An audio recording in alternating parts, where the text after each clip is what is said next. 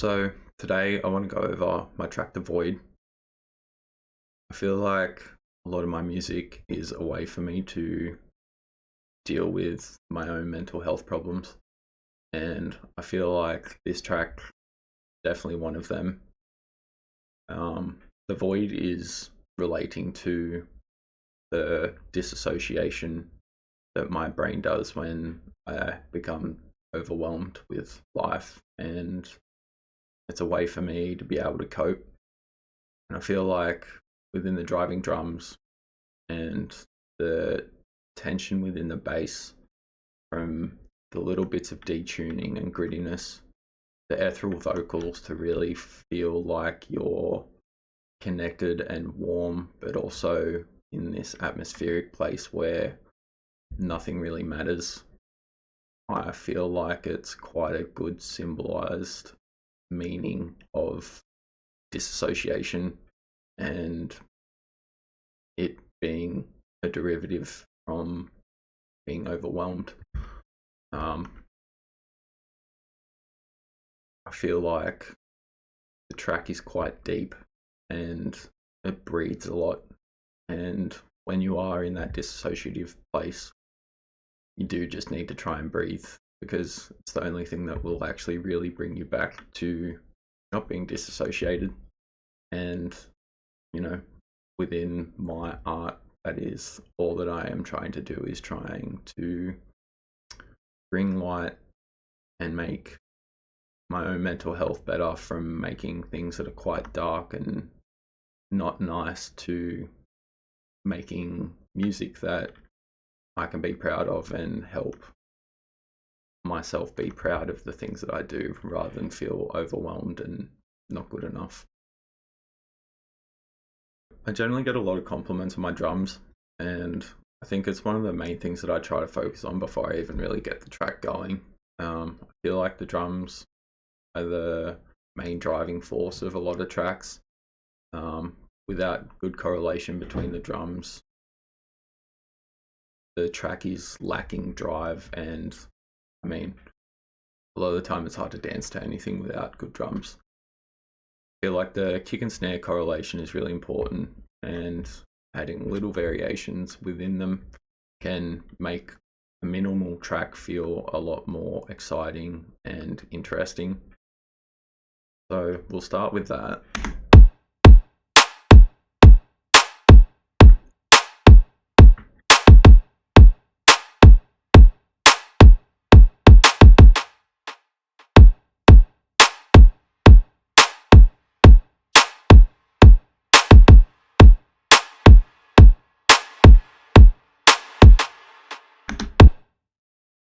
So you can hear that over the 16 bars here, that the kick has variation from this bar to this bar here, and just changing the pattern a little bit can add more interest as you go on. And you can see over the course of the track that I add more and more kicks to allow it to feel more and more driving. Basically just adds more and more energy as the track goes on. The snare itself, this last snare, you can hear that I have a echo. The echo is just creating that repeating snare that gets quieter over that ending turn point, just to try and fill a bit more space without actually adding another element to make it feel more full and interesting.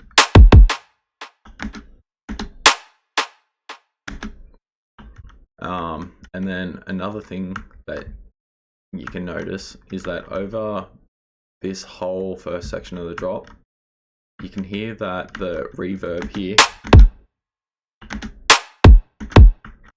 is not that loud, but the reverb here just adds so much more depth, and that basically swells over that whole first section of the drop, and it just gets louder and louder and louder, and accumulatively the snare will keep on adding more and more as it goes on. So over this last section here, it really fills so much space, and it allows you to almost feel like everything's getting bigger, and then for it to come back to nothing straight afterwards into the next section makes it feel like you come back centered again.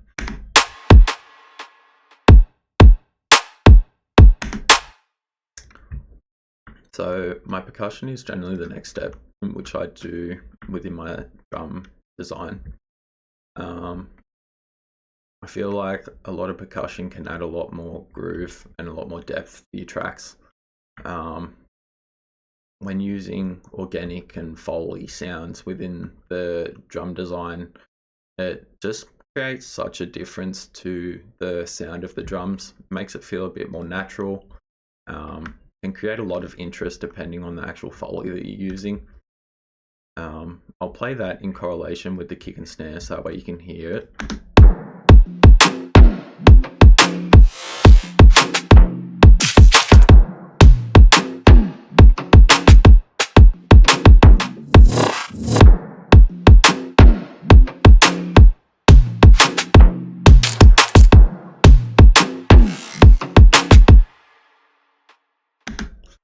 So you can really hear this main driving perk here.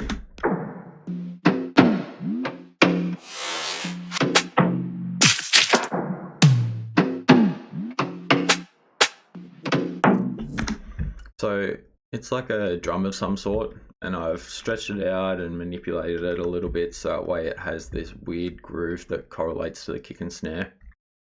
That basically just gets added more and more over the drop to the point where it's really filling a lot of space.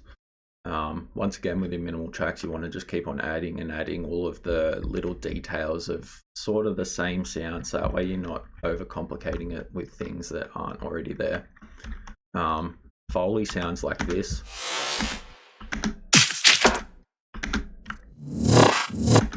Just really weird manipulated sounds that are generally field recordings. Field recordings basically just means someone with a microphone that goes and records all of these different sounds and then puts it into a pack for you. And I find time stretching with Ableton allows you to really get some cool artifacty sounds and allow it to be manipulated to add a granulated sound. And a lot of my production, I generally try to use the granulator or texture, so that way it just adds more character to all the sounds. It can make something that sounds quite plain and clean instantly sound quite dirty. This Foley hit right here, you can see that I have texturized it within the warp mode just here to add more artifacts and grittiness to it, as I was just saying. On this sound, I have a reverb. So the reverb basically just adds more space that it will fill within the track without it actually being played repetitively. You can hear it when I play it just here at how long this reverb actually adds. And then the auto pan after it allows that panning effect to make it feel like it's moving from side to side. Once again, just adding depth to your stereo field and making things feel not so mono and stagnant. Next thing I would go over would be cymbals. So within a lot of minimal D&B, it's quite short attacking cymbals. And they sort of just, once again, accumulate over the whole drop, making it more and more interesting and filling more and more space. So the cymbals at the start of the drop here,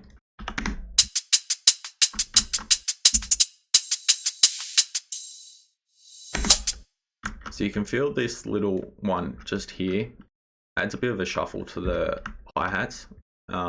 Without that, sort of, once again, you lose sense of like your turnaround point.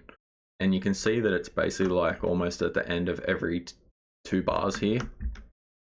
And then at the very end, I've got this ride that really like fills up a lot of space and once again just makes it feel bigger and fuller. So over the next drop, it starts to get more and more complicated. So I add in a bit more of this open hi-hat.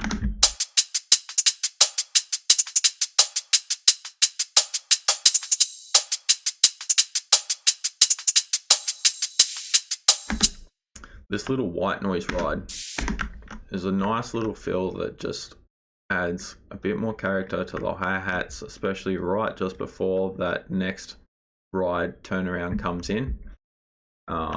Basically almost like a little cue point for when you feel like that hits, something is going to change. Later on, once again, just keep on adding in. Shakers is such a nice way to add a little bit of groove to your hi-hats and cymbal group.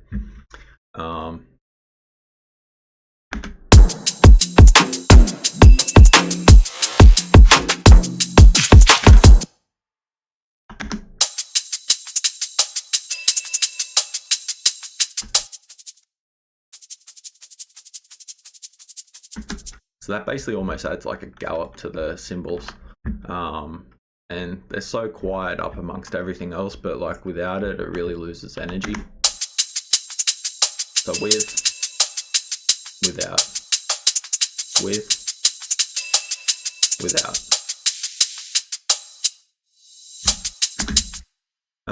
Another cool little thing that I've done here is this ride. So I've reversed the very last one on every turnaround, so that way it basically adds like this suck-in motion. You can really feel it when I play all the drums in together. And that ride, just there with this perk on a lot of these turnarounds, creates that tension to allow you to feel like you're really coming into the next section.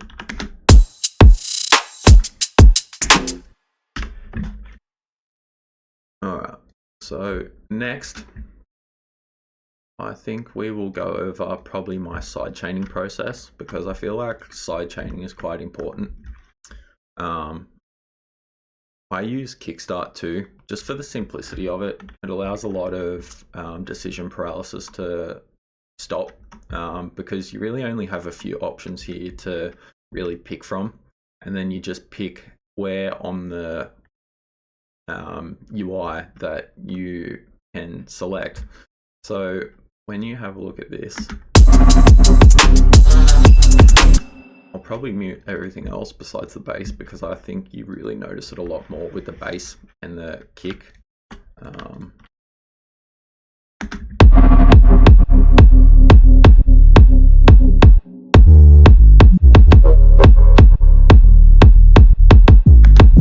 So this is quite an aggressive sidechain. The sidechain is being triggered by the kick, and the kick itself is quite short and punchy. Plus, after a lot of post-processing, that kick will just get fatter and fatter. So really, like, you don't need a really soft sidechain here, because you want that aggressiveness. That way it's basically kick and then everything else afterwards. And once again with the snare, same thing. Bring the snare in. So I feel like the snare can be a bit more softer, because you're really wanting just that main transient and then everything else to flow in afterwards. Because it hasn't got any sub frequencies, I feel like it's not as important to really separate the sub and the kick as you do with the snare and everything else. The snare can have a bit softer of a tail, especially within minimal music like this, because it feels like the snare, especially after post-processing, can get bigger and longer, but it's also not as aggressive within how big of a sound it is comparatively to the kick. So that being said, the sub, mainly this 808 here, it's really the main driving force.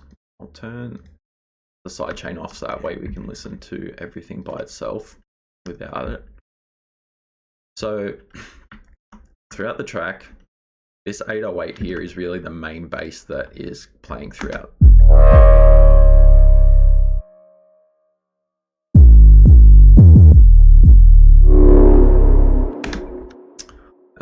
There is a few basses here that are basically turnaround points like this.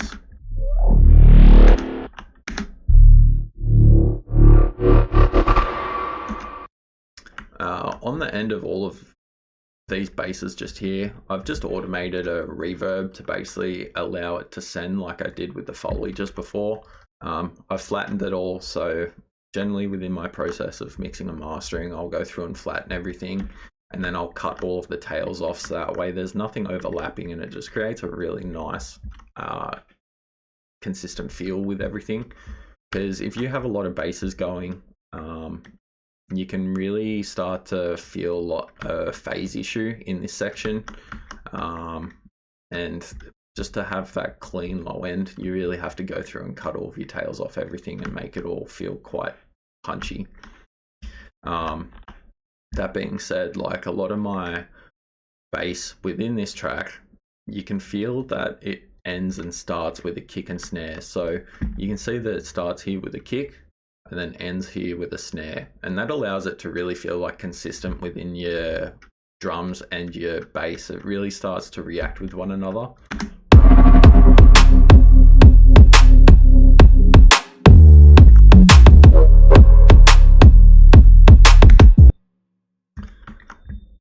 So it's with the sub going for the majority of the drop. To add more interest to it, I have gone through and added these mid bass layers. So the mid bass layers are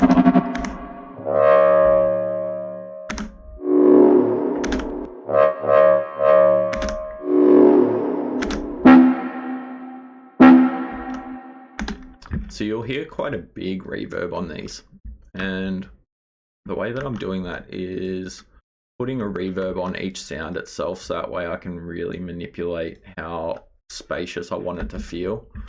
And then on the actual mid bass group itself here, I've got a thing called the bass articulator.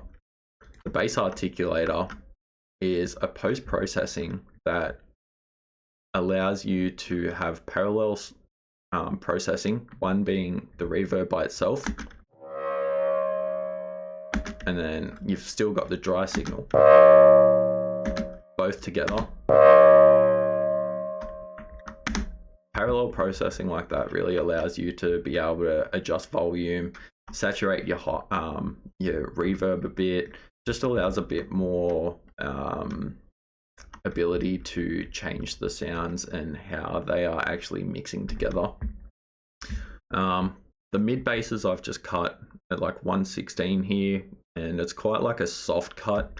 I don't like doing really hard cuts because it can create a lot of phase problems in this cut, especially if you go through and I haven't here, but within this sub, if I put an EQ on it, you can see that it's got quite a drop off here. That in correlation with your mid bass, you don't want a whole lot of top end with your main sub if you're having this mid bass layer, because it'll just basically muddy the mix in between. So to be able to split that, you really do need to have that EQ and try and find that sweet spot, and depending on your tuning, it can really change as well.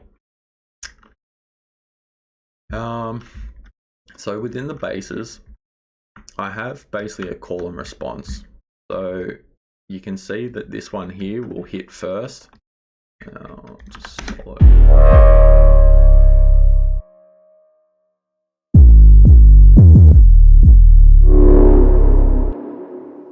So you can see almost every 2 bars here that it changes, and it'll go from one sound to the next to the next. And I do that across the whole thing, and that basically just allows you to have like almost like a talking conversation with basses, and it just adds a lot more interest to the track rather than just listening to the same bass continuously. A lot of producers do it, and it's generally a really good way to think about making sounds and going about your arrangement.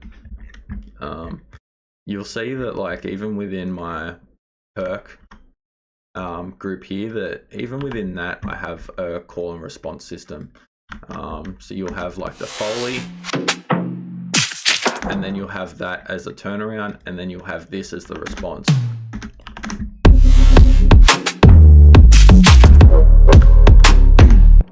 And that just goes across everything. Like you can see, this is first, that's second.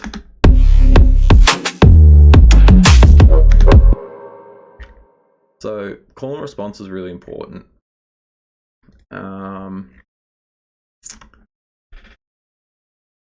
So I reckon we can go on to the synths now. So the synths, I have taken this main sound here, which was just out of a loop, and I've just tuned it down over an octave, and then stretched it out so that way it becomes texturized. This little synth right here just makes it feel a bit more like spacious, in the sense of like you are in space, and a bit like alien-y. I've used a bit crusher on it just so it adds a bit of like really crispy distortion basically. And playing with the dry wet signal on that can really add like a lot of just grit to a sound without losing all of it. I do that a lot with things just so that way it makes it feel more full, because it'll add a lot of frequencies to the sound, but sometimes depending you can get it to sound like it is a bit more in key with what you're playing. Other times it sounds better when it is actually out of key. So I'll play the synths right through.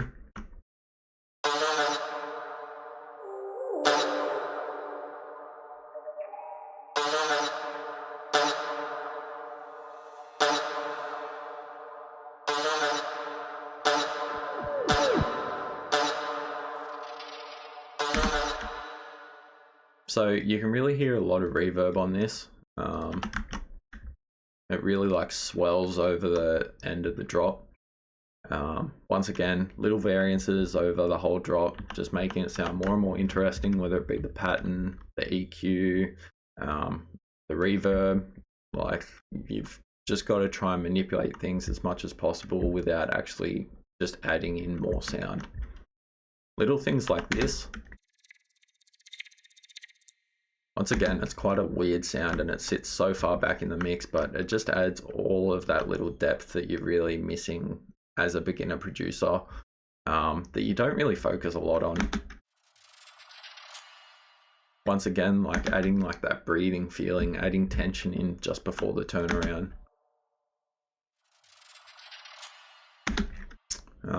A siren that's backwards can be a really cool way to basically make like a little synth riser. And with the reverb, it makes it feel like once it actually hits, it almost has that tension release and you can feel it actually dissipate afterwards.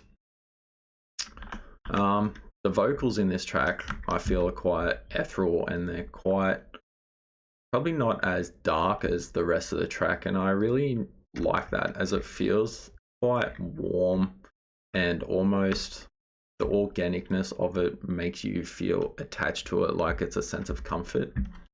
I'll play it in correlation with everything else.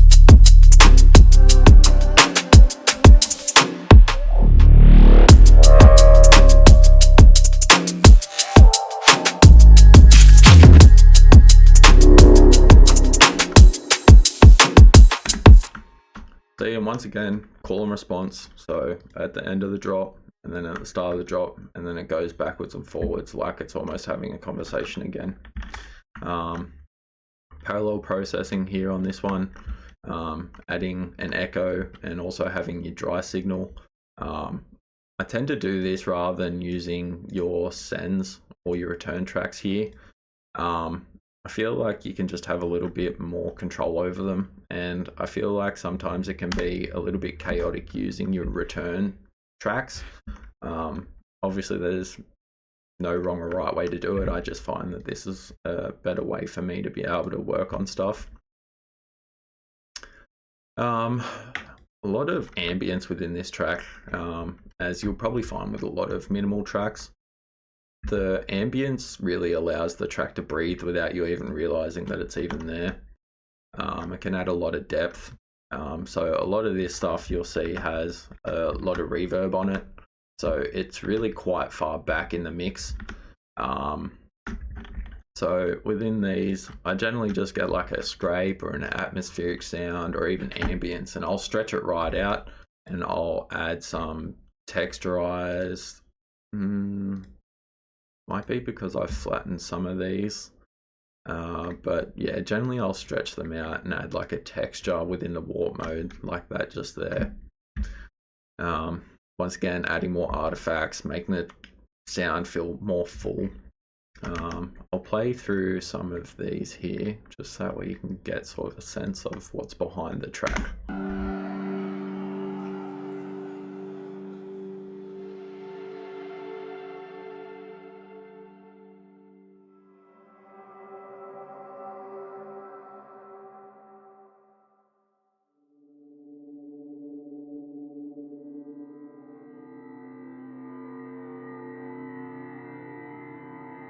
So you can really feel like the tension within these scrapes here, because they are that little bit detuned. It makes it feel like it's not in key, and that dissonance really allows the emotion to feel like it's not glued together.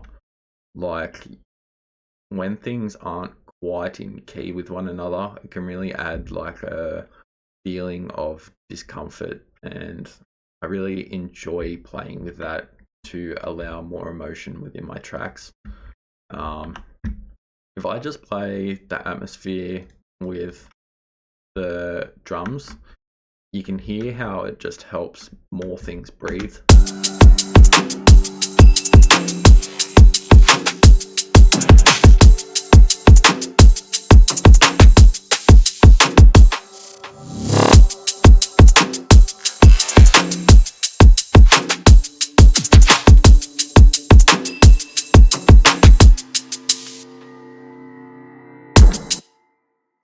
So you'll notice that a lot of them are actually overlapping like turnaround points. Whether it's a big turnaround point or a small turnaround point, you'll find that it just helps it come in and come out, and within that allows more movement within your track to make it feel less stagnant. So generally with my effects lately, I've been doing a lot of reverb on them. So I'll actually just put a reverb on my group, or I'll have two groups. So one that will be reverbed and then one that isn't. But I'm finding more and more that I'm actually putting reverb on a lot more of my effects, like rises and impacts and stuff like that. It allows it to sit further back in the mix and it not to be so in your face. I tend to try and write a lot of things before I start putting in rises. Main thing is to try and let everything else do a lot of the tension building and a lot of the feeling of the closure of each section.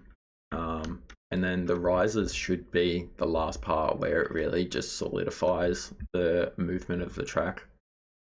I feel like sometimes within minimal tracks that can be a little bit harder though, just because there is a lot less elements that are so in your face. You really do need these like lower behind the scene almost effects to allow it to add more tension to it. So I'll just play everything here.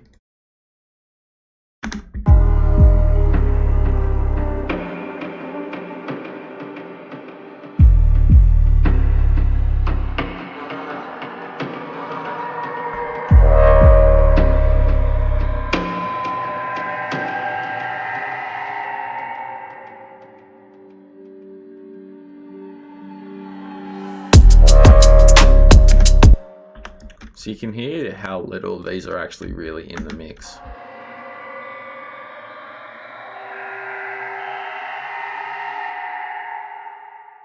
Like, yes, they are there, but in comparison to everything else, they really feel like they are just a background noise that gets glued in between all of the ambience and the bass. Everything is starting to swell up, and on my master here, I'll have a reverb, and that reverb just adds even more depth to the mix and basically draws everything away. And then when this comes back down here, you can see that there will basically allow everything from going from a big space and so distance into a small minimal drop. With my effects, you'll see this little 4-bar riser just here. It's quite consistent throughout the track, and that is basically that little bit of noise that you need right at every turnaround, so that way you can have that swell and a release. It actually doesn't have any reverb on it because that little white noise, I feel like you don't always need to have reverb on it just because it is such a small sound. It's really low in volume, so it's like minus 37 dB. But that little bit of white noise can add such a difference to the tension right before the next drop.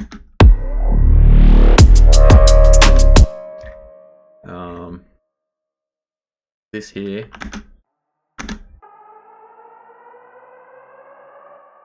is just a nice synth drop, a nice synth effect, sorry.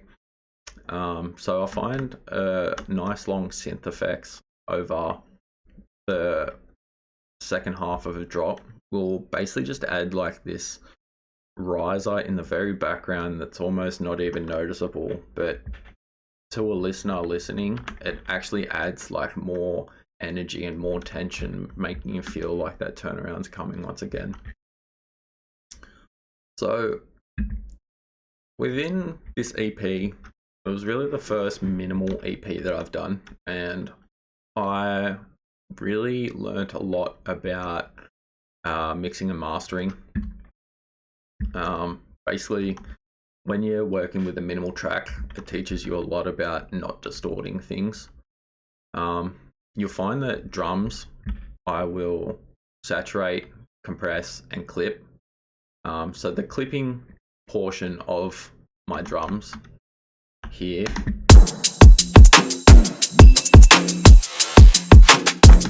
you can see that I'm clipping quite a lot. Like I'm clipping like 3.5 dB of transients and even a touch of the actual sound itself. Clipping drums is a really good way to get things loud and fat without actually making them sound squished. You can hear with this delta button just here on K clip it exactly what I'm taking out.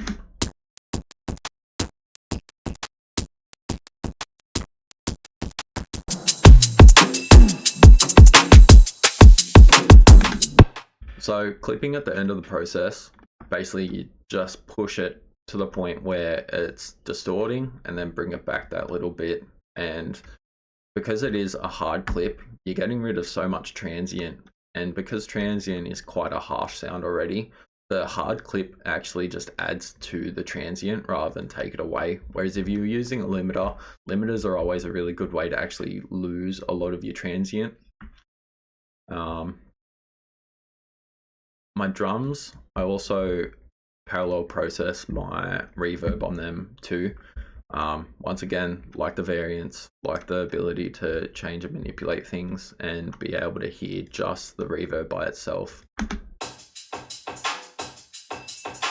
You can hear that it's quite a short reverb on this.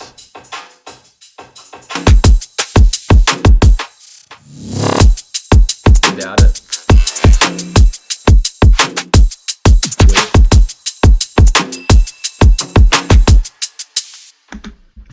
so the decay on this reverb is at 100 milliseconds, which is super short, but for drums, having a really big reverb can make it sound quite overwhelming. And actually, because drums are so short and so punchy, the longer the reverb, basically the more that it starts to overtake itself, and it'll accumulatively make the reverb sound louder and louder.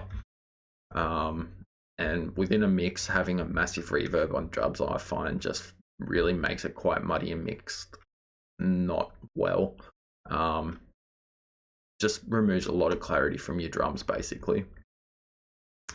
So going back to mixing and mastering minimal stuff, I found that with basses, especially when they're not super transient-y, which a lot of minimal isn't, because transients are basically adding like um, a brighter portion at the start of a sound, creating almost a click in a sense.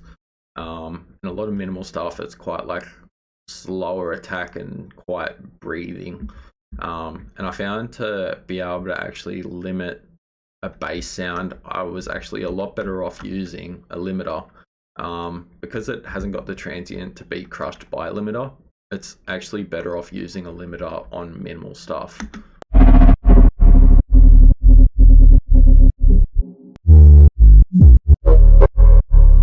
So you'll see that I'm going down to about -3 on the very peak of the loudness, which, you know, is probably pushing a limiter a bit, but also within context of everything else, I feel like I've pushed everything else quite a lot, just to try and get it loud, because it's super easy to not have a loud track when you're working with a minimal style, because you can't distort things, you can't push things really hard into stuff, so that way it is loud. So it's all of these little workaround things to be able to actually get a loud mix. And you can see on my mastering chain that I literally have a K clip. So a K clip.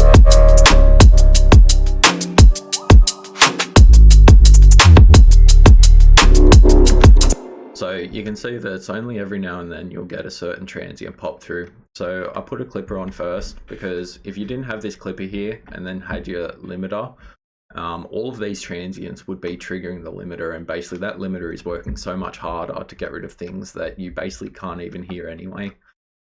So I'll click the delta here so that way you can hear exactly what it's actually clipping.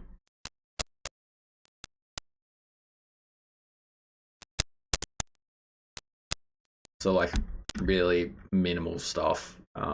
It's just when the odd frequencies actually overlap and just end up really peaking, it'll clip it, so that way limiter won't do it.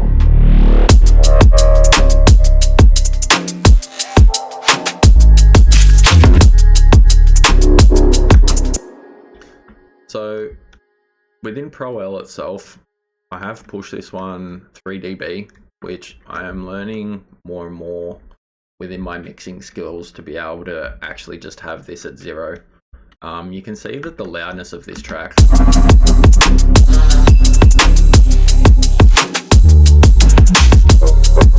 is at like -5 LUFS, which is pretty heavy and pretty punching. Like if I was to go back and do this again now, I would actually probably drag this down to maybe +1, maybe even just leave it at 0, because that means that this LUFS here will be about -7. And really -7 is plenty. I find like the second you start dropping down to like -9 and below, that is really like quite noticeable when you play it up against other music.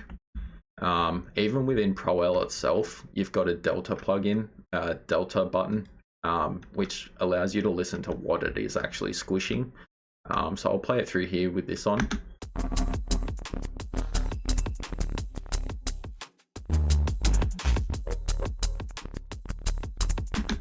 So you can hear overall, it's actually getting a lot of the sounds, which is really good, which means that basically nothing is actually really like punching through the mix. So if you had really loud drums here and you put this delta button on and all you're hearing is drums, it means that your drums are just way too loud comparatively to everything else.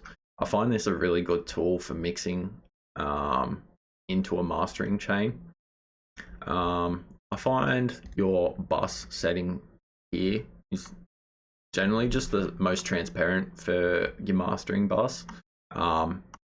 It's really good just to actually click through here and see what some of them sound like if you're trying to limit certain things, because this is just a really good way to get a sort of gauge on the different limiting that is possible. Oversampling by 4, basically the more oversampling you've got, the higher quality that the plugin will be working at, but it can become very CPU intensive. So it is just something to keep in mind, but generally I just run 4 times. I feel like that's a good medium of CPU usage and quality. Yeah, outside of that, like my main, so I set up a pre-master here just that way I can have all of my actual mastering chain on this group here. And then my main channel here has just a bunch of different EQs. That way I can see what frequencies are doing what. It's just a quick way to separate frequencies and be able to really hone in on what sounds are doing what. I have a hot cue here that will quickly mono a track and unmono it, so that way you can mix in mono and see if your stereo field is really playing playing nicely amongst a mono system, because I mean a lot of live systems will be mono. And then yeah, I literally just have all of my analyzing stuff here. So Anspec I find is really good for being able to see the correlation from your kick and bass. So if I solo these two,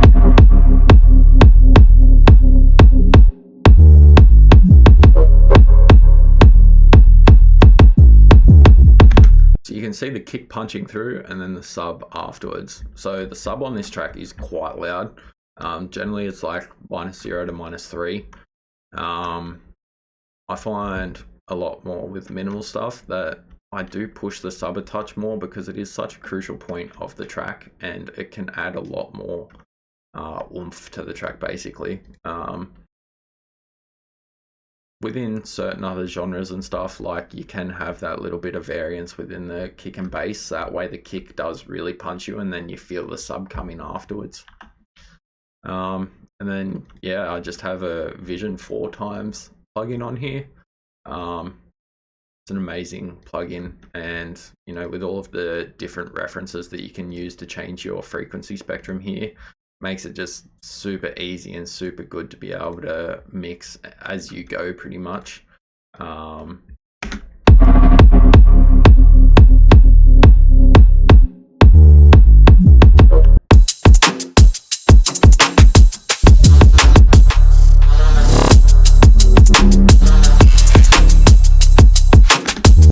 The ability to see everything going on in here, it just makes it super easy to analyze stuff as you go.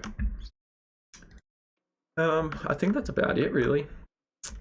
Yeah, hope you guys enjoyed.